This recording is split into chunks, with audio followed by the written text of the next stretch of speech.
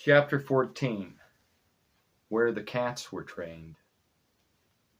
People think about North Korean ministry as supplying to North Korea what it lacks: food, human rights, and even movies on USBs and DVDs. But VOM Korea's North Korean ministry begins with what North Korea has: one of the strongest churches in the world, growing faster than the South Korean church. VOM Korea, March 26th, 2024. Songnim was barely a mile down the river. It was a mercy the young Japanese woman knew something of water. Mellor carefully helped her into a backfloat, guiding her along near the banks. He had to hold her up so she didn't drown. The weight of the cube weighed her down substantially, but she would not let go. She was thin and prone to sink. It was like she wore a weight belt. She must have had no fat anywhere. The river was wide this season, and thankfully the two human castaways looked like nothing but flotsam at its edge in the dark night. It was also good that this point in the river was relatively empty. Most North Korean communities tended to be condensed into controllable urban centers. Outside those communities, land was unkept and partitioned by fences. The exception was agricultural land, but where they were was only natural topography, grass swaying gently in the night as the river flowed on. The young woman was softly repeating something in Japanese. As Mellor helped her stay afloat, it went like this: "The new schedule is nothing. That nothing is part of the schedule, and if it's unexpected, and it's part of the schedule, because nothing is a part of the schedule. Nothing is the same, and that's the normal thing. Everything is different, and that's the normal process." "Shh, shh," Mellor said. "You might be heard." "Nothing is a part of the schedule," she repeated more quietly. Mel tread water near the bank for a moment, propping her up so she could really hear. He whispered softly, but with requisite urgency, "Think it. Don't say it." She almost looked at him, but wouldn't. Even so, he saw now that her lips were moving, but no sound was coming out. He'd take a victory where he could get it. In about 15 minutes, the river's current brought them to a slight peninsula of thick trees. Mel helped the shivering Japanese girl onto the banks. He looked around carefully, listening, then whispered, "I am Mellor. What's your name?" "Himari Fujimoto." "Good to meet you, Mr. Mellor," she said. She stood so she could complete a polite bow of greeting despite her shivers. "I have known Fujimoto. Good to meet you. Now, we need not wet clothes. Yes?" "Dry," Himari said in Japanese. "Yes, that word. Dry.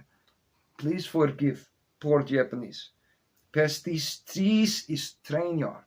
We need to hide in train car. Guards all around. Guns." He mimed a gun. Himari nodded. She had a way of listening without looking him in the eye. She then whispered this: "Why did you take me? You can leave me. I will find a white paw, but if I stay, I will be hard for you to deal with, because my mind is foggy." "You're right, but before you come, a man, they shoot him in the head. They will do this to you. I already have blood on hands. Yours too. I can't." He shook his head. "You have cube." She looked at him sideways in thought, like a canine considering an unexpected noise, then seemed to understand, rifling around in the pockets of her jean dress until she produced it, holding it out tremblingly as it was heavy. The thing took in the very starlight and glowed like a pocket of air warm as the moon. Mellor held it briefly, feeling its heft, and a strange sensation he couldn't describe came over him. Between that cube and her jean outfit, it was a wonder he was able to keep her from sinking at all. He gave it back. "You keep it safe. Put away." "I have to give it back," Himari whispered. "I'm not supposed to have it. It's sparkly. By the way, it's shaped like a cube, but it's the sparkly." Mellor gave her his own sideways look, then said, "We go to give back. Now, put away. Rub arms like this," he shouldered by rubbing his shoulders fast. "Breathe like this." He took in a deep breath, let a little out. Took in a deep breath, let a little out. "Don't get cold. If head spin, stop. Breathe normal. Rub shoulders. Breathe right. You warm up. Stay hid. I return." Mellor had done his homework. His original plan was to drift down underwater, surfacing in the Songin River port, and taking his own boat out. Insu and Malchen discouraged this, indicating a particular sort of automated surveillance designed to catch anything human-sized in the water and alert authorities. However, in his research, he also came across a steelworks facility and quite a network of railways going into and out of the nearby city around that facility. Now he crept around the hill of trees, where he left Himari and found the tracks. It was late at night, past midnight certainly, and what regime personnel were active were likely only of the security variety. But resources would limit their abilities. Mellor found a shift house for workers at a silent station along the tracks. It was an old building. Getting in wasn't hard. No alarms went off. This was the real North Korea, where budgets were a legend. He found a number of uniforms in a locker room, changed his clothes for a tight-fitting coverall that exposed his ankles, and made sure to transfer the variety of weapons, tools, and other survival items he brought on his person. It took a good 5 minutes. Some comrade was going to be very surprised to find an army uniform in lieu of his work clothes tomorrow. He found a number of other garments to fit Himari, including a coat and a smaller coverall. He was able to find another coat large enough for him, which he tied about his waist. He then searched the remainder of the building for food. At length he found rice balls in a locker. They didn't smell bad yet. There were about 10. He grabbed them all, secreting them about his person, and quickly made his way back to Himari. She was dutifully breathing and rubbing her arms, but didn't seem to be shivering anymore. "Here, go change in bushes. Don't leave anything in pockets." Mellor handed her the coverall. She took her sweet time about it. When she returned, he said, "You get everything?" She nodded, not meeting his eye. She held her old clothes folded in a perfect bundle.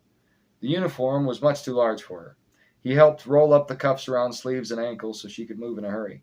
He held out one of the jackets he found in the locker room and with his free hand untied the one around his waist. Both were ragged, but had hoods. "You have cube?" She nodded and crouched down to put her carefully folded jean outfit from before on dry leaves of the wooded peninsula. She then patted a pocket inside the coverall, and he could see where the cube's irregular shape was. She said, "It's in the safest pocket on the garment, because I looked all over it, and this is the best one." "Good. Here." He gestured with the jacket in his hand. His hand was still holding. She shook it. After getting his own, he said, "Eat 2 of these." "Ah!" Back up. "Good. Here." He gestured with the jacket his hand was still holding. She took it. After getting his own, he said, "Eat 2 of these," and handed her some rice balls. "I don't always eat rice balls because I don't always like them. These, all we have for maybe a week. Eat up." She blinked, looked at the rice balls, and bit into one tentatively. It had no flavor, but she found herself chewing contentedly, more hungry than she realized. She felt her eyes get heavy halfway through the second rice ball. No sleeping." "It's the window, jumper," she said.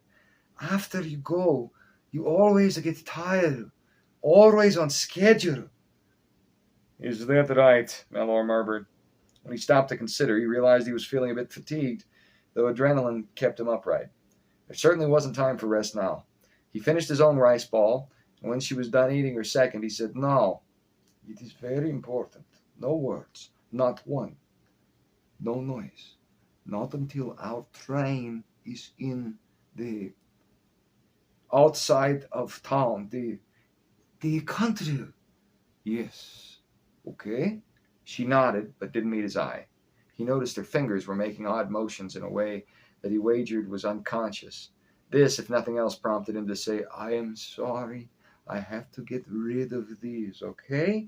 cannot be found here. He held up the folded clothes. She almost met his eye, and he could see she was tearing up, but she just looked at her feet and said, if it's not expected or on the schedule, that means it's on the schedule, because the schedule is a schedule of unexpected things. We'll get something new, Mellor said, and tossed the bundle into the river, where it soon sank as it was drawn away. Now, no words. Stay close. Follow me. He grabbed her hand and they went through the woods. He spied a place where he could get a good look at the tracks. There was a line of cars on an engine that was dimly lit but stationary. A loud noise indicated a change, and it started moving slow.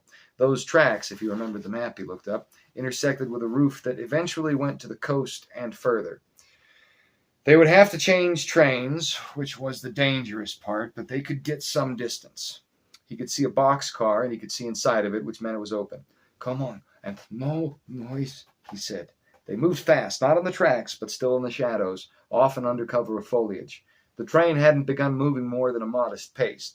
Mellor said, okay, I'm going to toss you in there. Ah, she said. Shh.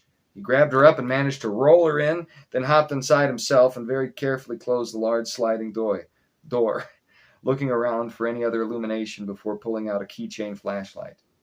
Can I talk? Not yet. Shh. The train was definitely picking up speed. Boxes filled this car, a very good omen.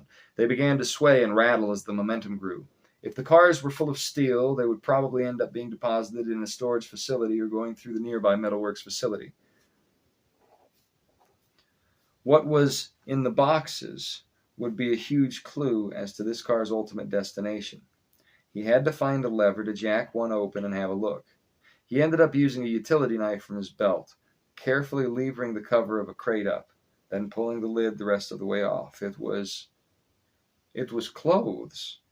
He carefully pushed the lid back into place, gently pounding on the nails with his fist to force them back in their holes.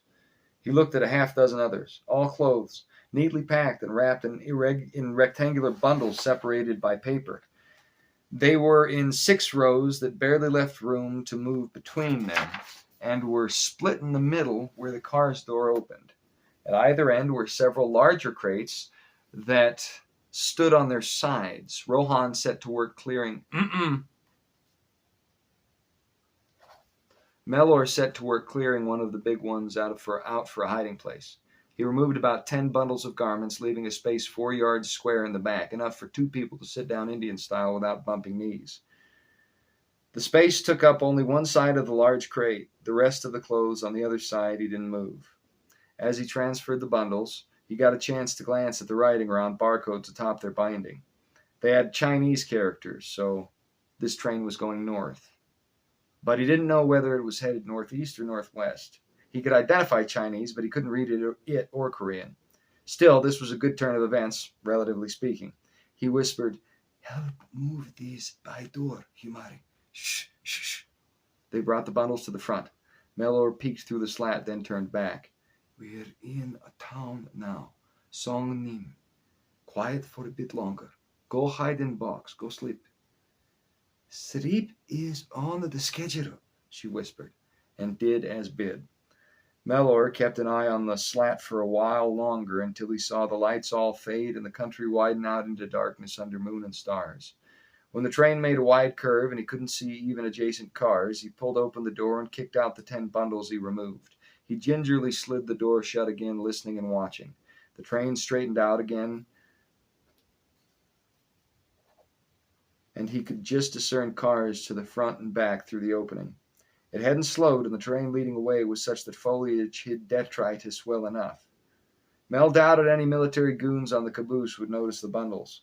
Satisfied, he went back, got on the other side of the box, and pulled the cover over carefully so the nails went back in their holes. That was a bit difficult. He had to tightly grip a strut in the middle of the cover with his fingers. He left bundles in the space he would use so he could stack them back up. Anyone opening the box would just see a wall of bundles, as they should have. Himari and Mellor would be behind. After getting everything right, he adjusted himself so he was comfortable. Himari was fast asleep, huddled against the far wall. He felt himself drifting off. When Park Sun-young, Men Seok, and Tae-sul followed Ricky through the portal, he called it shifting. When they finished the shift this time, they were as astonished by the real world as they were by the other. This latest shift was the last of 6, one in, one out, one in, one out, one in, and one that came out in a subterranean missile silo of North Dakota. It was refashioned to serve as calm headquarters. They took 3 cats again, the large wall-eyed one named Cletus, Ricky's papadom, and a Tom named John who usually worked with someone else at Calm.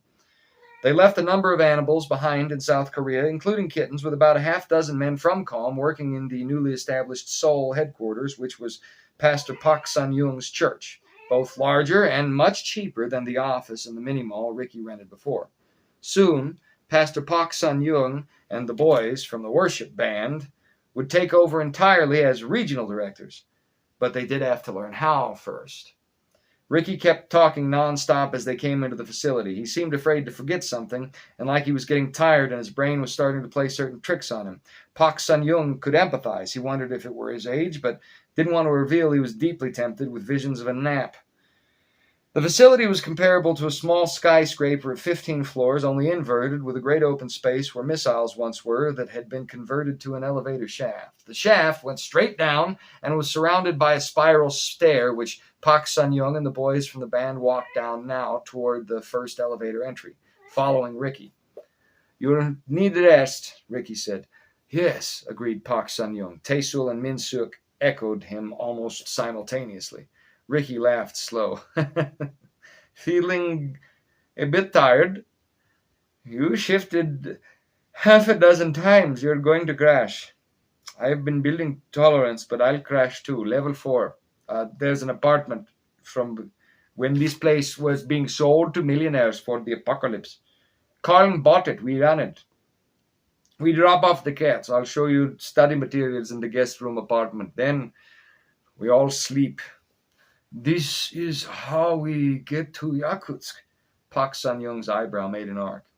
"Well, if you guys are going to run a local comm division, I want you with me till we get this wrinkle ironed out. This is the job, boys. Yes, this is the route to Yakutsk, and yes, there are very, very real monetary benefits," Tae-sul said. "And yes, we keep running defectings out north." "You'll do so better and more effectively than ever," Ricky nodded. "But, and this is important, what sort of spiritual evil they are working with in the north? It will be increasing against you as they figure out you are besting them." He yawned. "You are going to be needing to be more and more careful. But, you know." "I know," nodded Park Sun-young, fighting a reciprocal yawn. "Follow God. You paint the targets on your back. Even so, he moves arrows. They don't hit. More or less," Ricky nodded. They got in the elevator. One of the cats made a howling noise. It was John, who didn't like seeing the view out the transparent far end of the shaft, or how the elevator spun around to open on a landing aligned with the stair for each floor. John was promptly disregarded. First, they had to travel where the cats were kept, which was several levels deeper than the residential area. All 3 animals were soon deposited in a wide room full of cat toys, cat food, cat boxes, little cushions, catnip, and other like things. About 30 black cats, and a few with lighter coats, lounged around or laconically batted at one another. There was a part of the room sanctioned off through which living appointments could be seen, and an old lady was holding a silky black kitten over paper on a table. She put a particular receptacle with a particular odor in front of the animal, and this initiated a gag response. The keeper of cats. "Mrs. Appleton, how are the kiddies treating you today?" "Like little purring puddles of heaven," she said over her shoulder and smiled. The kitten puked. She said, "Good boy," and gave him a treat. The smell of the room was incredible. Park Sun-young said, "What is this?" "She's Pavloving the cats," Ricky said as they made their way back toward the elevator. "Pavloving?" Classical operant conditioning. In Russia, a man would ring a bell, then feed dogs. He got it so they would drool if he just rang the bell. They expected food was coming. Mrs. Appleton gives the cats a particular pinch, one I will teach you, then stimulates their gag reflex. Eventually, you just pinch the cat and he pukes, except for Cletus. Cletus is needing to be shaken like a soda can. Anyway, the faster the cat brings up his lunch, the faster a portal closes. Naturally, it's best to have animals that do this fast.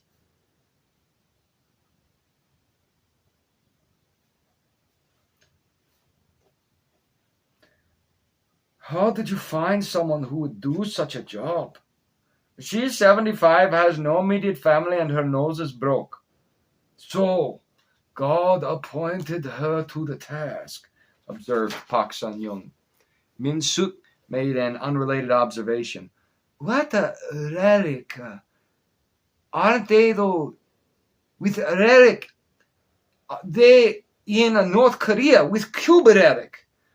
Why not we look there? His English was getting a crash course today.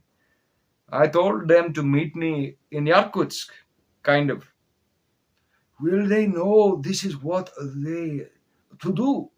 Pak Sun Yung shared a look with Min Suk before waiting on Ricky's response. According to what Ethan turned up on satellite, I'm about 90% positive they're on a train. It's the only way to travel fast and be hidden there. About a mile down from where we lost them, the river is going through a little town with a steelworks facility, a soft concentration camp, and many train routes. We found them through the hot areas on the radar set, followed them from the river, and then lost them at the town. But you're not full sure, Minsuk clarified. That's one reason why we are here, said Ricky, and the elevator door opened. He led the way around the curved hall of the silo. There were dozens of busy persons running about the structure. When they saw Ricky, they would nod and continue on their way or exchange brief pleasantries. Finally, Ricky came to a room, opening it. There was no lock on the door. In the cabinet over the sink, we have a loose manual. You will be wanting sleep any second, but if you are not sleeping right away, reading it will certainly be a fine way to help you find your dreaming time. Pastor Pak Sanyuk nodded. He said, Thank you, Ricky. And how can I contact my network while we wait? My people still need to escape from the north. You left some of yours behind. There are the special cats. They can help even if we are here. Ricky nodded. Chapter 4 in the manual. There's a whole section on safe communication. You've got about a dozen options you should be able to work with. Oh, good, nodded Park Sun-young. Then I only suggest this. Our network, it can reach North Korea. We can alert all churches to help you get a man and girl with Cube out of the north so they find safe. We can send message to them, maybe. Ricky stopped and blinked. He was indeed tired. He hadn't even considered that. And they can tell us the result, where the contract is made. Yes, Mr. Ricky. Ricky looked at the ground a moment, then looked up and said, Make a message then to meet myself and Errol in Yakutsk at the #1 Chinese cafe anytime. It's 24 hours. In Russian, that's Kaf Ye Kitaiski, no more Odin, Pak Sanyuk said. You are knowing Russian. Our network must be along the Russian border, too. The pastor nodded. Ricky pursed his lips.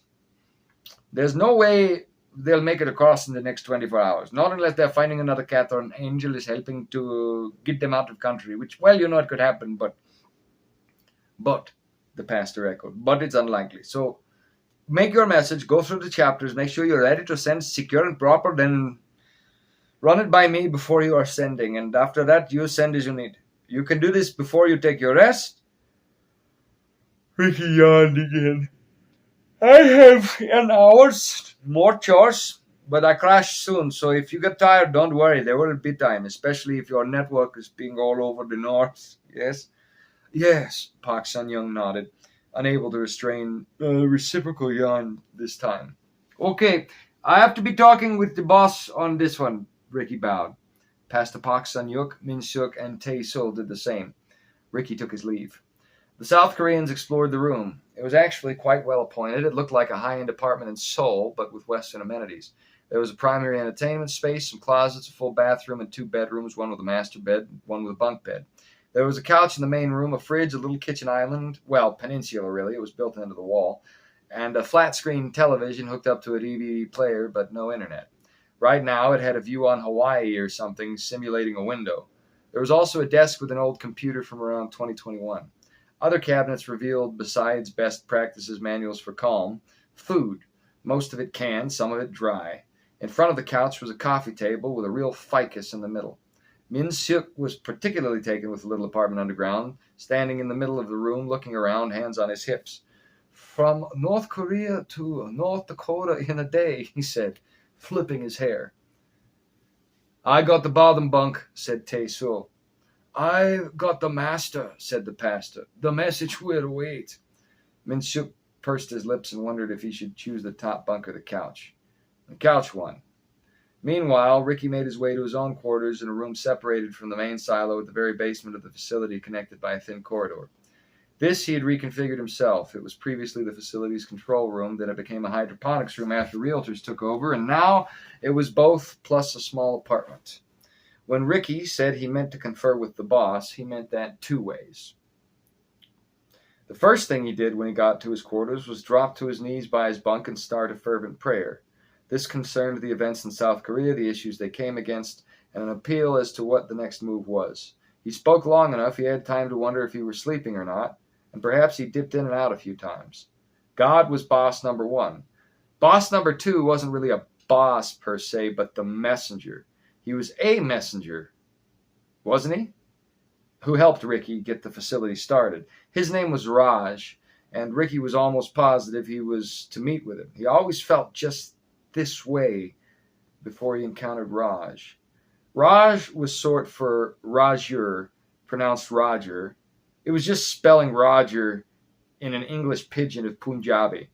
Raj was whiter than an avalanche, and in many ways, for Raj was not strictly human. Ricky understood him to be a messenger who brought specific tidings to operators running spiritual campaigns of one stripe or another.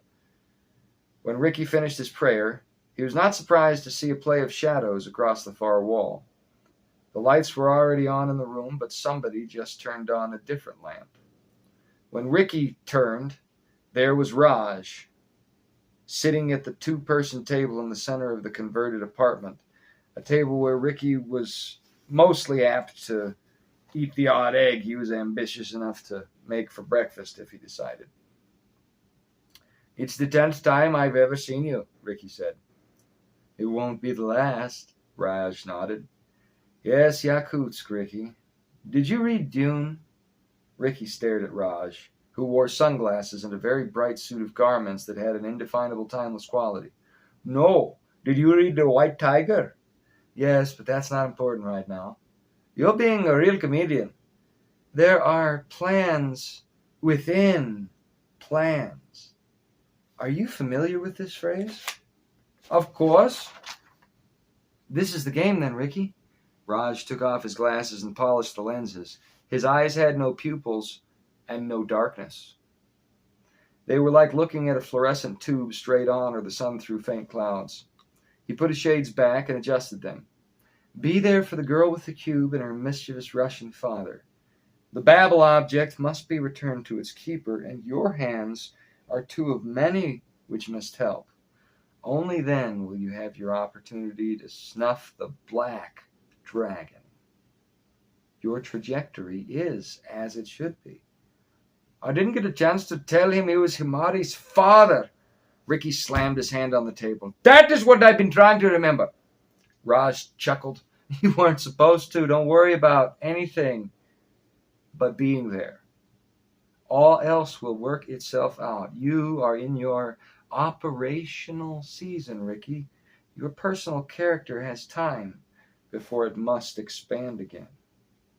But the man and his daughter, They're going to have a very interesting season of growth indeed. That's not cryptic or anything. One more thing. The real reason I came. The others, you would have found out. God is in you, your heart is born. But look at the hair around your ears. See how it puffs out all the time? Ricky actually felt the hair over his ears absently. Raj continued, that's the cerebral flatulence, Ricky. You have brain farts like a hurricane. Such jokes. Here is a brain fart I can help you avoid. Don't forget Ethan's map of shift points. Ricky sighed and nodded. That is fair. I've been missing that whole time in Seoul. I've been coasting off printouts left over from our Japan setup. Okay, it's over in the computer desk, isn't it? Ricky went over and pulled out the drawer, grabbing the flash drive and sticking it in his wallet. He turned back to thank Raj, but Raj was gone. Ricky went about updating his records, checking on concerns related to the facility and other operations Calm were involved with. In South America, Argentina specifically, a spiritual principality was recently ejected, and in a way similar to what Ricky and Clever Ed first encountered with the Conch Ziggurat 6 years ago. Soon networks to keep the principality from establishing roots again would be necessary. This was Ricky's chief work when Raj initially prompted him to start Calm, miraculously producing half the funding for the enterprise. Ricky secured the rest through real estate. With Calm, he was able to help set up spiritual networks to prevent an abduction crash like the Conch Ziggurat. If Ricky hadn't worked toward that end, the Dark Ones would have gotten their claws in again. They tended to operate regionally. They were certainly still trying in Argentina. There would be a sea change eventually. But right now the waters favored Ricky's tide. After a quarter hour reviewing internal emails and the like, Ricky was caught up and hadn't heard from Pak Sun-young or the boys, so he assumed they would run their message by him when they woke in a few hours. He laid down and was instantly asleep. Some part of his mind wondered if Raj had ever been there, or if he was a dream, or if he'd always been a dream. Another part of his mind said, look at this yodeling platypus on a unicycle. And from there he lost the thread of consciousness for a time.